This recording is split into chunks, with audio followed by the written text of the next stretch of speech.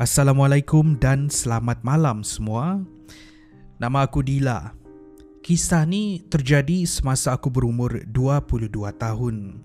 Aku memutuskan untuk keluar dari negeri tempat asal aku di Perlis untuk mencari peluang pekerjaan di Johor. Antara niat utama aku masa tu nak bantu keluarga di kampung. Adik-beradik aku ada 3 orang semuanya dan ibu dan ayah bekerja sebagai petani. Walaupun kami ni asal cukup makan je, aku sedar sebagai kakak sulung, aku ada tanggungjawab untuk tolong keluarga. Aku masa tu muda lagi, masih lagi berumur 22 tahun. Cari punya cari. Dapatlah aku tawaran bekerja menjadi seorang kerani di sebuah syarikat guaman yang terletak di Johor. Aku ni walaupun belajar tak tinggi sangat, tapi aku jenis yang cepat belajar. Tunjuk je aku apa benda yang kena buat tu, aku akan ulang berkali-kali sampai aku tahu buat. Masa aku nak pindah Johor, ibu punyalah susah nak lepaskan aku. Seminggu juga aku nak pujuk ibu. Ibu aku ni old school sikit. Dia nak aku kahwin dan bina keluarga di Perlis. Kata ibu, ramai yang dah masuk meminang, tinggal aku pilih je. Entahlah. Masa tu, aku ni bukanlah tolak jodoh, tetapi tiap kali ada orang masuk meminang, aku rasa meluat sebab aku tak ready nak kahwin lagi. Aku dan ayah pula sekepala. Ayah nak aku bina kehidupan sendiri dulu, keluar tengok dunia, timba ilmu, cari duit dan barulah kahwin. Ayah kata kalau kahwin ni, dia biarkan aku buat keputusan. Yang penting, diorang setuju dengan pilihan aku. Ayah kata aku dah besar. Semua benda, ayah dan ibu dah ajar. Ilmu dunia, ilmu akhirat dah cukup. Sekarang dah dewasa, pandai-pandailah jaga diri, kata ayah. Aku merayu, punya merayu. Minta ibu benarkan aku pergi. Surat tawaran dah dapat ni. Tinggal sehari lagi untuk aku menjawab surat tawaran tu sama ada aku terima ataupun tidak. Aku tekad merayu dengan ibu. Aku kata, aku tak pernah minta apa-apa. Baju koyak pun aku tak pernah minta ganti. Bila aku ungkit macam tu, aku rasa bersalah tapi aku dah terdesak. Aku boleh je keluar dari rumah tapi aku tak mahu sakitkan hati ibu aku macam tu. Sehinggalah ayah sendiri yang buka mulut, dia selotok dengan ibu. Barulah ibu dengan rela tak rela lepaskan aku pergi. Sebelum aku keluar, ayah hulurkan RM50, duit tambang katanya. Aku tak mahu terima sebab aku tahu adik-beradik aku pun perlukan RM50 tu. RM50 tu banyak dengan kami. Aku tolak dan tolak. Aku tak ambil duit RM50 tu. Dipendekkan cerita, aku ke Johor ni aku dah rancang semua. Aku dah ada surat tawaran bekerja dan aku dah ada tempat tinggal. Aku akan duduk menyewa dengan kakak sepupu aku di Johor. Aku pun naik bas dari Perlis menuju ke Johor 10 jam sis. Mahu taknya keras duduk dalam bas. Percaya atau tidak, inilah kali pertama aku keluar dari Perlis. Sehinggalah bas kami singgah di satu persinggahan R&R.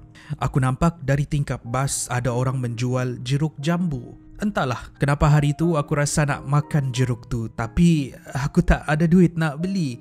Duit yang aku ada cukup-cukup je aku bawa. Nanti gaji bulan pertama barulah aku ada duit. Masa tu bas tu agak lama juga berhenti di situ dan aku pun tenung je jambu yang dijual di tepi jalan melalui tingkap bas. Sambil aku tenung, sambil aku telan air liur. Aku ni memang dah biasa kempunan, tapi kalau aku tak dapat makan apa yang aku mahu, itu dah biasa bagi aku. Tapi entah kenapa kali ni aku rasa kempunan tu lain macam. Aku rasa nak sangat makan jambu tu. Aku punya kempunan sampailah aku nak nangis. Aku dah tak tahan. Dan aku cuba tengok kalau aku ada duit. Aku buka beg duit aku dan aku tengok selain daripada RM30 yang aku bawa, ada 2 keping lagi RM50. Rupa-rupanya senyap-senyap ayah masukkan RM50 di dalam beg duit aku beserta sekeping nota ringkas bertulis, "Ini dari ayah dan ibu. Jangan lupa solat." Sebaik je aku baca nota tu, mengalir air mata di pipi aku. Sudahlah, aku memang nak nangis sebab nak makan jambu. Aku baca nota ni semakin deras air mata aku mengalir. Teresak-esaklah aku menangis sampai orang jeling buat malu aku je. Aku lap tangisan dengan mata yang masih merah. Aku pun turun dari bas dan beli jambu air tu. Penjual jambu tu bagi aku ekstra sebab dia perasan aku dok tenung-tenung je dari tadi, buat aku malu lagi. Aduh. Okey, sudahlah pasal aku nanti jadi kupi-kupi sedih pula cerita ni. Aku pun sampai ke tempat kakak sepupu aku. Kakak sepupu aku berumur 28 tahun masa tu. Aku dengan kakak sepupu ni taklah rapat sangat, cuma kami berjumpa kalau hari raya aja. Mau tak mahu, hanya dialah keluarga aku yang berada di Bandar Johor. Aku turun dari bas, hati aku ni gembira nak jumpa dia. Tapi setelah kami bertemu, benda pertama yang dia cakap, "Dila, kau dengar betul-betul. Ini bandar. Kena pandai hidup berdikari, jangan nak kena suap je, jangan buat macam duduk di kampung." Senyuman aku segera hilang sebab aku terkejut dia seakan gertak aku macam tu. Aku pun angguk je dan ikut dia pulang ke rumah. Setibanya aku ke rumah sewa kakak sepupu aku, rumah sewa ni ada 2 tingkat. Dia tinggal dengan 2 orang rakan dia bernama Mila dan Nisa. Aku hairan masa aku di rumah sewa tu kakak sepupu aku dingin sangat dengan aku. Macam dia benci dengan aku pula. Tapi Mila dan Nisa ni friendly sangat. Selama 6 bulan aku duduk di situ, kami dah jadi macam kawan baik. Dipercepatkan cerita, sudah 6 bulan aku berada di situ. Selain dari layanan dingin, kakak sepupu aku semuanya okey. Tempat kerja okey. Aku pun dah mula bagi duit dengan mak dan ayah. Tidak sehingga suatu hari tu aku ambil cuti sebab sakit. Aku tinggal berseorangan di rumah. Sekitar pukul 11 pagi, ada orang bagi salam di depan rumah. "Assalamualaikum." Seorang lelaki katanya nak cari kakak sepupu aku. Aku pun kata tak ada. Lelaki ni pula tengok aku lain macam. Tengok aku dari atas ke bawah. Lepas tu dia macam nak mengorat lagi. Macam-macam soalan yang dia tanya aku pun jawab je. Pada masa yang sama aku perasan mulut dia macam terkumat kamit sedang membaca sesuatu. Aku rasa ganjil dan tutup pintu. Sejak dari kejadian tu aku rasa lain macam. Di kepala aku teringat lelaki tu je. Aku rasa nak cari lelaki tu, tapi untuk apa? Aku tak tahu. Dan untuk hari-hari seterusnya itulah yang menjadi fikiran di dalam kepala aku. Aku ceritakan ini dengan Mila. Kata Mila dan Nisa, itu ialah teman lelaki kakak sepupu aku. Diorang tak suka dengan lelaki itu dan diorang tak faham kenapa kakak sepupu aku boleh suka dengan dia. Sebab diorang tahu lelaki itu playboy. Dah berapa kali dia nak mengorat Mila dan Nisa. Jadi diorang ingatkan aku, kalau lelaki itu datang jangan layan. Aku iakan sahaja. Tapi keadaan semakin menjadi-jadi. Hari-hari lelaki tu je yang aku teringat. Sehinggalah dia sendiri datang ke tempat kerja untuk bertemu dengan aku. Aku tanya, kenapa datang sini? Kakak sepupu saya tak ada di sini. Kata lelaki tu sambil tersengih-sengih. Dia nak jumpa aku. Aku terkejut, kenapa nak jumpa saya? Lelaki tu kata nak berkenalan.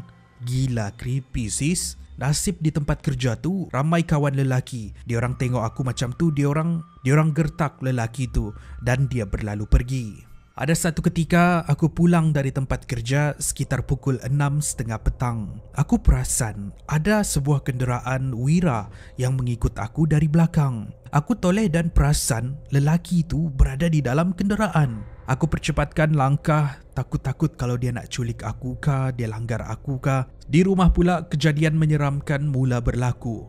Bukan sahaja aku termimpi yang pelik-pelik pasal lelaki itu, ada satu malam aku dikejutkan dengan kehadiran lelaki itu di dalam bilik aku dengan muka dia senyum.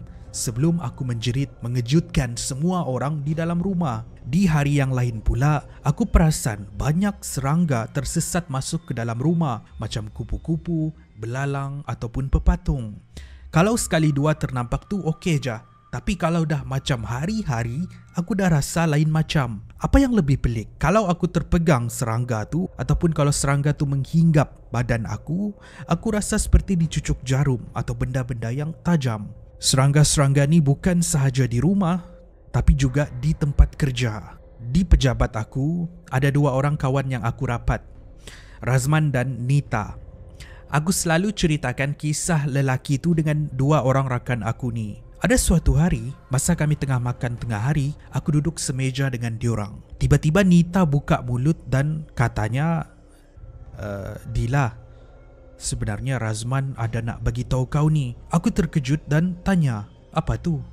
Razman kata, Dila, sebenarnya aku dah lama nak bagi tahu kau. Aku rasa kan kau ni kena sihir pengasih. Aku rasa lelaki tu yang hantar. Aku dengar Razman cakap macam tu, aku berhenti makan dan aku tanya, aku tak rasa apa-apa pun.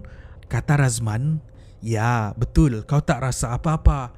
Sihir tu tak dapat tembus sebab kau selalu solat kan. Tapi kalau kau tak berubat, gangguan jadi makin pelik sebab si penghantar sihir akan hantar sihir dengan jin-jin yang lebih kuat. Jin ni ada juga pangkat dia tahu. Nita diam je dengar perbualan kami. Aku tanya Razman, habis tu aku nak buat apa? Kata Razman, tak apa. Ayah aku pengamal perubatan Islam. Nanti kau datang rumah, kau minta cek dulu. Nita mengangguk, tengok aku dan diam je. Malam tu aku pulang dari tempat kerja.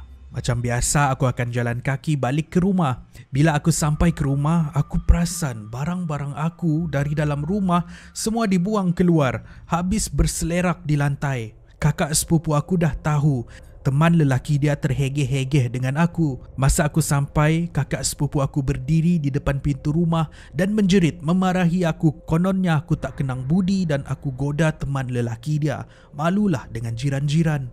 Mila dan Nisa pula masa tu tak ada di rumah. Walaupun aku dah jelaskan berkali-kali aku tak buat apa-apa dan aku tak kenal pun lelaki tu, kakak sepupu aku dah macam orang gila mengamuk halau aku dari rumah. Kata dia tak kisah aku nak tinggal di mana, di bawah jambatan kah, di bawah longkang kah, dia tak mahu tengok muka aku. Memang kakak sepupu aku masa tu dah macam orang histeria. Pada masa yang sama, Mila dan Nisa sampai ke rumah. Dia tenangkan kakak sepupu aku dan Nisa suruh aku angkat barang-barang masuk ke dalam kereta. Kata Nisa nak bawa aku tidur hotel sementara tunggu kakak sepupu aku cool down. Aku pun iakan sahaja. Nisa hantar aku ke sebuah hotel. Dia bagi aku kunci dan dia suruh aku naik ke atas. Katanya esok dia akan datang dan jemput aku semula. Kata Nisa, kau naik dulu, malam ni kau rehat di sana. Barang-barang kau nanti kita atur. Aku iakan sahaja. Aku tinggalkan barang-barang aku cuma ambil dokumen penting di dalam sebuah beg yang memang sudah aku sediakan dan gambar ibu bapa aku. Dengan sehelai sepinggang, aku masuk ke dalam hotel dan naik ke bilik hotel. Dalam perjalanan naik ke bilik, perasaan aku berdebar. Kata aku dalam hati, sanggup kakak sepupu aku halau aku. Dan aku terfikir nasib malang yang menimpa membuatkan tangisan mengalir di pipi aku. Aku teringat ibu dan ayah, mesti diorang sedih kalau tahu nasib aku di Johor ni. Melangkahlah kaki aku satu persatu menuju ke bilik hotel. Tidak sehingga aku terfikir sesuatu. Cepatnya Nisa bagi aku kunci. Dia tak masuk ke dalam hotel dan daftar pun. Dia bagi aku kunci dan suruh aku turun. Adakah Nisa sudah mendaftarkan bilik hotel ni sebelum mereka sampai ke rumah tadi? Aku pun segera turun ke lobi. Aku tunjuk kunci bilik dan tanya, bilik tu didaftarkan di atas nama siapa? Alangkah terkejutnya aku bila bilik tu didaftarkan di atas nama teman lelaki kakak sepupu aku. Fikiran aku dah celaru. Memang taklah aku nak masuk ke dalam. Dah sah-sah memang lelaki tu ada di dalam. Pada waktu inilah semuanya terjawab. Rupa-rupanya kakak sepupu aku, Mila dan Nisa, bersekongkol dengan lelaki tu.